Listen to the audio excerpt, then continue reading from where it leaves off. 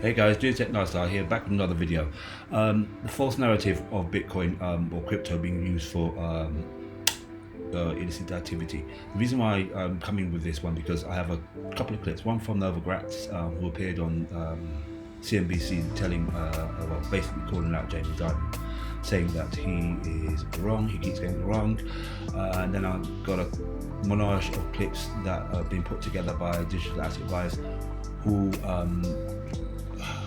walks through all the criminal activity of banks since their inception, and Elizabeth Warren is also featured in that clip. Anyway, in 2020, the criminal share of cryptocurrencies activity fell to just 0.34%, 10 billion in transaction volume, according to the UN. It is estimated that between 2% and 5% of global GDP, 1.6 to 4 trillion annually, is connected with money laundering activity, and this is to do with money laundering, fiat currency itself, not let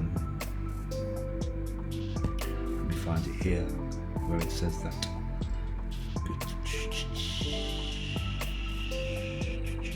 Hold on. According to UNHS, there you go. This means that criminals' activity using cryptocurrency transaction is much smaller than the currency that is used, that is going down year by year.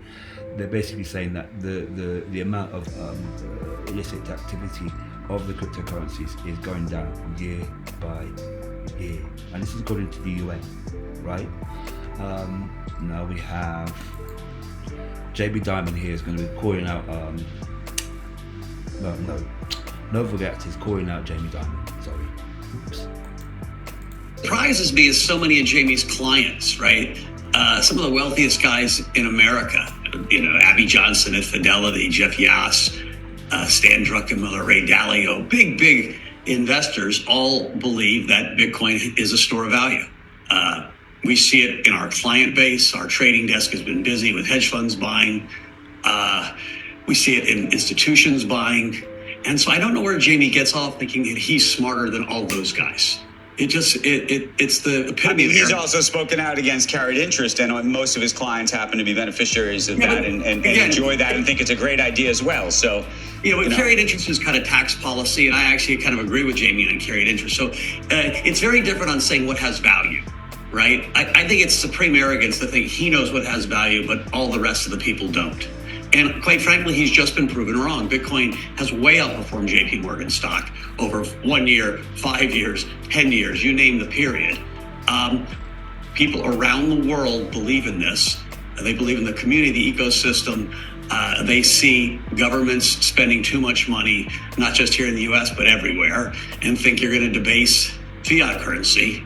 And so, the story has kind of already been argued and won. When Larry Fink went on your show and said, I think you're going to see Bitcoin in all portfolios, I think, it was kind of game over. Well, the game hasn't in some ways begun yet because Larry Fink is not able to even offer Bitcoin yet to his clients for the most part. So yeah, let's talk about that piece of it. Where do you think the SEC is? How much do you think actually what Jamie Dimon's saying was an effort to stymie or to slow down or to make the SEC rethink wherever it may be, if you think that the winds are shifting in your favor, for example? I was trying to get in his head yesterday about why he's doing this, right? Pandering to Elizabeth Warren maybe so she doesn't come down hard on banks. There doesn't seem to be a whole lot of sense. Listen, the SEC is going to approve a Bitcoin ETF, and they're going to do it soon. All our indications is that's going to happen. There are 7 or 8 really credible players. People have been saying that with great certainty now for the last 12 months. And by the way, we're saying that with great certainty 2, 3, 4 years ago. No, I think things shifted, and they shifted, and we can tell just by our own application with the type questions that come back where you are in that process. Mike, they shifted because they lost a court case. Let me ask you this, Mike. There are going to be people who are watching us. We're going to say Mike Novogratz is talking his book. He's got so much money invested in this stuff. It's got to work for him. And then there's other people who might say Jamie Dimon's talking his book. I I will say I'm deferring. No, I'm not deferring that I'm necessarily agreeing with Jamie Dimon per se, but I don't think that he's talking his book, in that I believe that this is a view he has held. He may believe it's incorrect, but I think it's a genuine view that he has. Listen, he's been consistently wrong. I like Jamie. I actually want him to run for president. I think he's a very smart guy, but he's been consistently wrong on Bitcoin. He just has. And what he's been wrong about is the appeal continues to show up everywhere. Right? This is one of the only global assets, not just in the US, but in Japan and Korea. Everywhere you see people, you see Bitcoin. And that story, it's a system of narrative, actually, right? It's the social construct between two people who say, I believe this has value, therefore it does. Very similar to gold. And that continues to percolate all over the globe. It's not that complicated, quite frankly. Well, right? I want to make I don't know if there's an observation that's going to be interesting to you or not. So Anthony Popliano, who I know you know well, was on the set earlier this week. And we were talking just about how much of Bitcoin today is owned both internationally, but also who the buyers are today. And one of the things that I thought was so interesting, and I don't want to misspeak about what he said, but that it was a lot of the same buyers, meaning, first of all, 70% of Bitcoin has been held for years now by the same people, and that it's the same people who keep doubling down on it. And I don't know whether you think that's actually a good sign. I don't think that's great true. Loyalty to this thing, but listen, I don't know if that's actually a good sign. I like Anthony, but he doesn't have a big broker dealer that's dealing with lots of clients. We're seeing a diverse client base buy this. If you just look at the public stocks, look at Marathon or MicroStrategy. I mean, Michael Saylor sold $750 million or $650 million of stock last month, and he's selling another $750 to buy Bitcoin, and his stock doesn't go down. There is an unbelievable pent-up demand with U.S. retail equity investors to get exposure to crypto. Marathon, Riot, all those stocks trade amazingly well with large volume. And so I really think there is a much broader base of people that want to own digital assets, that want to own Bitcoin, than just the few, crazy Bitcoiners that maybe Anthony was talking about. Now you're going to hear Jamie Dimon suggesting from Elizabeth Warren and her antics. Anyway, and the big, basically all the well, before I do that, let me get you up here. BlackRock spot ETF filing update addresses potential clarification of BTC as a security by the SEC. Okay, then you have Fidelity spot ETF list on DTC website, even as key TradFi members attack crypto. Spot ETF by Fidelity was listed on Depository Trust and Clearing Corporation DTC website under the FBTC ticker. During an interview on Thursday, US Senator Elizabeth Warren called crypto a new threat, calling for its end. Earlier this week, JP Morgan Chase Jamie Dimon also voiced his stand against crypto, suggesting he would shut it down if he had the power. Now I'm going to play you the video from our digital asset investor,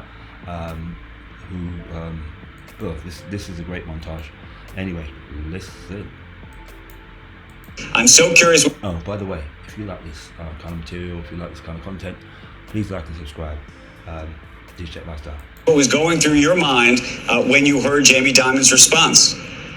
Look, when Jamie Dimon and I are in exactly the same place, it's because we have a serious problem in this country. JP Morgan says it has reached an agreement in principle to settle the Jeffrey Epstein sex predator litigation with the U.S. Virgin Islands with a payout of $75 million. The settlement ends a bruising episode in which each side accused the other of enabling Jeffrey Epstein's abuses and led to a series of embarrassing disclosures of relationships that high-ranking bank officials at the time had with Epstein himself, including one former executive who frequented Epstein's private island.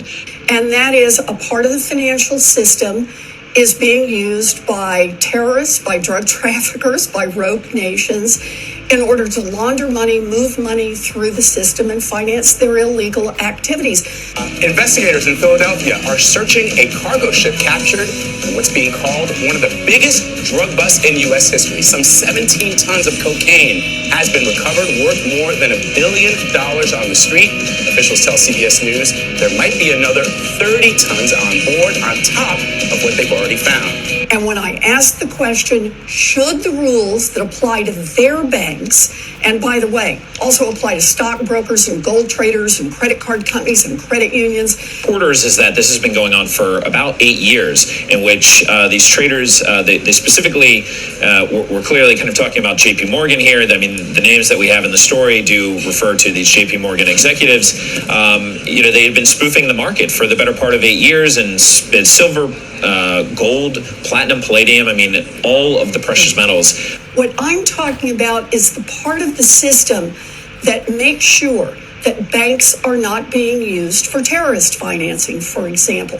The nation's biggest bank is facing a $13 billion fine this morning for its role in the mortgage meltdown. JP Morgan Chase negotiated the tentative settlement on civil charges with the Justice Department. The deal does not end a criminal probe, and it could set a new standard in cracking down on bank behavior. There's a new threat out there. It's crypto, and it is being used for terrorist financing. It is being used for drug trafficking. JP Morgan Chase has agreed to settle fraud charges for its role in the financial crisis. Under this settlement, the bank will now pay $154 million, just shy of that, which is actually less than what it earns in 1 week. The SEC says the company misled customers about risky mortgage investments. Last year, Goldman Sachs paid $550 million to settle similar charges. North Korea is using it to pay for about half of its nuclear weapons program. We can't allow that to continue. JP Morgan, Barclays, Citigroup are amongst 5 banks fined a combined total of 1.07 billion euros by European Union regulators for taking part in 2 cartels in the spot foreign exchange market for 11 currencies worldwide. We have something called the Bank Secrecy Act, which is how banks are required to monitor certain kinds of transactions that go through the system. It was written in the 1970s, following 9/11.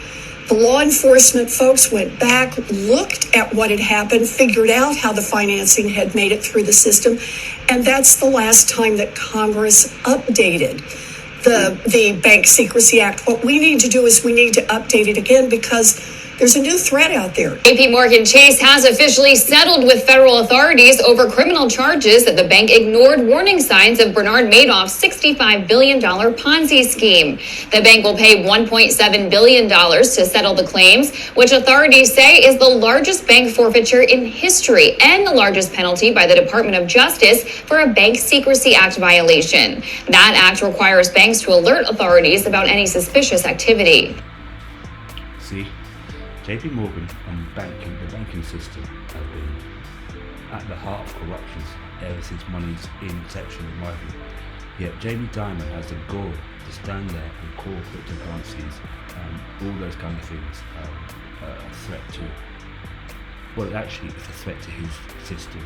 It's a threat to how he operates. It's a threat to the fact that he cannot no longer operate his shady deals. The fact that everything that he will be doing from now on, when cryptocurrency regulations come into play, when banks have to adopt these technologies because they're going to have to, the banking system's broken, then he won't be able to do all those kind of disgusting, shady things.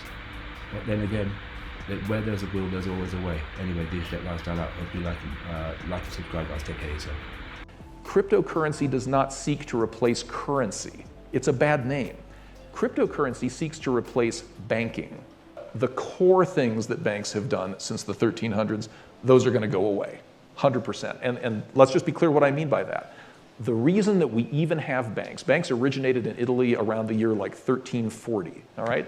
And the reason they originated was because of a set of accounting advances that allowed banks to serve as trusted intermediaries between parties that owed each other money. Before that, literally, I would write you a note and I would promise to pay you money and you'd put the note in your pocket and you'd see if anybody else would take the note. That's why we refer to discounting notes. And then banks arose and it was like, you no longer need to do that. We'll take care of it for you, but you're going to have to pay us to do that. That function of needing a trusted intermediary to maintain ledgers of account to figure out, do I owe Brooks money or does Brooks owe me money, It turns out that function no longer has to be done by human beings. The same way we don't need postal clerks anymore. I can send you an email for free and it's instant, and that's just the end of the post office. Sorry, but it just is. That function will go away. What's going to be left for banks is the high value add services, structured finance, investment advisory, all of the things that make a dynamic economy function. We still need people to do that. There's a lot of creativity going on in finance. But the core of banking, the base of the pyramid, the thing that drives most of their revenue, doesn't need to exist. And that's why I say, and I was saying to one of the organizers even before we stood up on this panel, cryptocurrency does not seek to replace currency. It's a bad name. Cryptocurrency seeks to replace banking. Just if you take nothing from this panel but that's what you need to understand. Why do I hold XRP? Because Ripple's the chosen one to lead the new global digital payment system, and they use XRP. In 2013, the Federal Reserve began looking for faster payments options. 2 years later, an action plan was born and a federal payments task force was created. It included one company focused on crypto, Ripple. In 2014, the World Bank and Better Than Cash Alliance, which includes the Bill and Melinda Gates Foundation, Clinton Global Initiative, and the governments of 32 countries, put out a report called The Opportunities of Digitizing Payments. 1 year later, the Better Than Cash Alliance featured one crypto company on their website, Ripple. Today, Better Than Cash Alliance and all other UN initiatives are focused on a single agenda, the Sustainable Development Goals for 2030. You can see the SDGs logo on Bill Gates' lapel, world-leading companies, the Better Than Cash Alliance website, and on the UN's official exchange, Exchange. What crypto is Exchange officially utilizing for their carbon credit solution? XRP. The world will move to a new international standard for exchanging electronic messages between financial institutions by 2025 called ISO 20022. Who was the first ISO 20022 member focused on distributed ledger technology? Ripple. Who's partnered with over 300 financial institutions, including Bank of America, American Express, PNC, Santander, SBI, HSBC, Standard Chartered Bank, Bank of England, India, Singapore, Scotland, Australia, and Indonesia, the largest banks in Japan, Canada, Egypt, the Middle East, United Arab Emirates, Thailand, Morocco, Bhutan, South Korea, Brazil, and Latin America? Ripple. Who is a former employee overseeing the Federal Reserve? Ripple. A former employee overseeing the world's largest asset manager, BlackRock's digital asset division? Ripple. Leading Australia's CBDC effort? Ripple. Who hired a former Treasury of the United States? Ripple. 2 former Federal Reserve attorneys to their board? Ripple. 2 former Clinton and Obama advisors? Former Minister of Defense and Economics of Germany? Former business director at Swift, former Swift board member, former CFO of PayPal, former head of the DTCC, former chief business officer at Uber, former VP of Amazon, and former SEC chair on their legal team? Ripple. Who's a member of the Digital Pound Foundation, Digital Dollar Project, Digital Euro Association, Mojaloop, IMF's high-level advisory board on fintech, Hyperledger Blockchain Consortium, Open Payments Coalition, Faster Payments Council, Global Payments Steering Group, Cross-Border Working Group, International Association for Trusted Blockchain Applications, Crypto Climate Accord, University Blockchain Initiative, World Wide Web Consortium, and a featured partner of the World Economic Forum with 3 members of their team directly listed on the WF website? Ripple. Now, does Ripple and XRP sound like they're going to disappear, or do they sound like they're part of a much bigger plan? You decide.